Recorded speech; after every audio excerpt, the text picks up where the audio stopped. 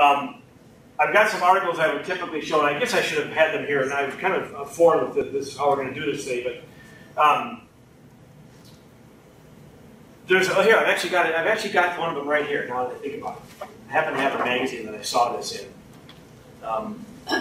This was Grow Your Savings, Consumer Reports, a number of years ago. It says, grow your savings, make more money with your 401k is the headline. And then you open up the article, and it just, okay. So here's the page I would show on my computer. I know you can't see this, but in this bold print right here, in this 401k article, it says about 40% of people who have 401ks pay excessive fees. Who can define the word excessive?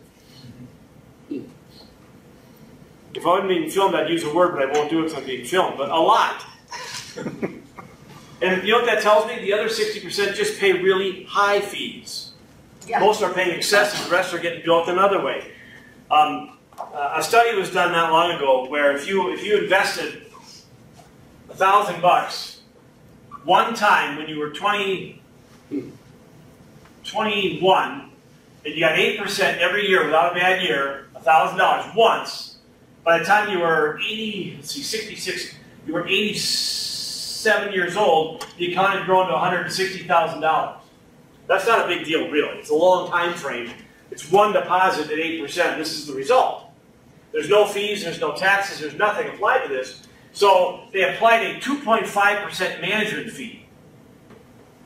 You know, one for the advisor, one for the firm, and 50 basis points for miscellaneous yada yada yada.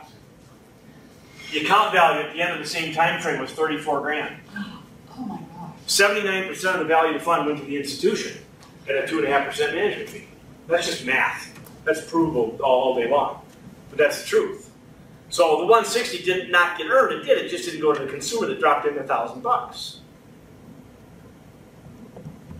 That's a lot. And let's say you're doing some fancy strategy, dollar cost averaging to some mutual fund with 2.5% fees. You're feeding the industry.